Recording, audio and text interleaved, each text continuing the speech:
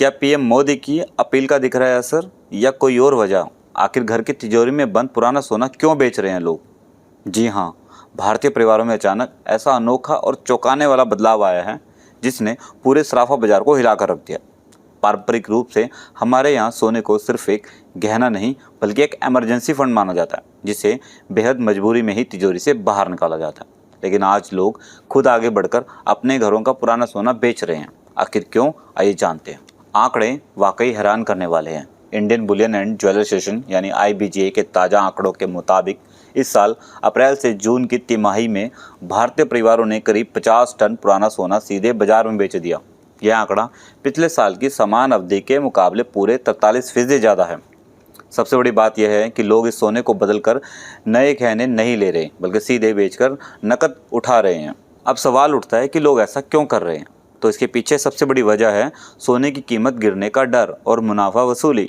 दरअसल इस साल की शुरुआत में सोना करीब 1,80,000 रुपये प्रति 10 ग्राम के ऑल टाइम हाई रिकॉर्ड स्तर पर पहुंच गया था। लेकिन अब जून आते आते इसकी कीमत घटकर करीब 1,45,000 रुपये रह गई है। ऐसे में लोगों के मन में डर बैठ गया है कि अगर अभी मुनाफा वसूल नहीं किया तो भाव और नीचे आ सकता है। विशेषज्ञों का तो यहाँ तक मानना है कि दाम 1,10,000 रुपये तक लुढ़क सकते हैं। हालांकि आम लोगों की इस मुनाफा वसूली से देश की इकॉनमी को एक बड़ा बूस्ट भी मिल रहा है। इससे भारत के संगठित गोल्ड रिसाइकलिंग कारोबार को जबरदस्त रफ्तार मिली है। साल 2025 में जहां 125 से 150 टन रिसाइकल्ड गोल्ड बाजार में आया था, वहीं मौजूदा रुझान को देखकर लग रहा है कि 2026 में यह आंकड़ा 200 से 250 टन तक पहुंच सकता है। भारत ने वित्त वर्ष 2026 में करीब 72.4 अरब डॉलर का सोना आयात किया था। अगर घरेलू रिसाइकलिंग ऐसे ही बढ़ती रही तो विदेशों से सोना मंगाने पर हमारी निर्भरता काफ़ी कम हो जाएगी। केंद्र सरकार भी जल्द सोने को लेकर एक नई स्कीम का ऐलान कर सकती है। सरकार गोल्ड मोनेटाइजेशन स्कीम को नए सिरे से बना रही है। इसका उद्देश्य घरों में पड़े सोने में से 1,000 टन को बाजार में लाना है।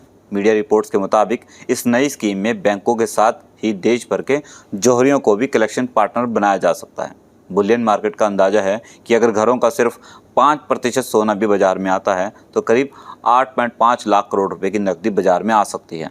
यह कवायद प्रधानमंत्री मोदी की अपील के बाद हो रही है। चॉइस ब्रोकिंग के मुताबिक अगर स्कीम सफल रही तो यह करीब 2 साल तक भारत में सोने का आयात लगभग शून्य कर सकती है। साथ ही डॉलर की मांग भी घटेगी और रुपया भी मजबूत हो सकता है। ऐसी रोचक खबरों के लिए दैनिक ट्रिब्यून को सब्सक्राइब करना न भूलें।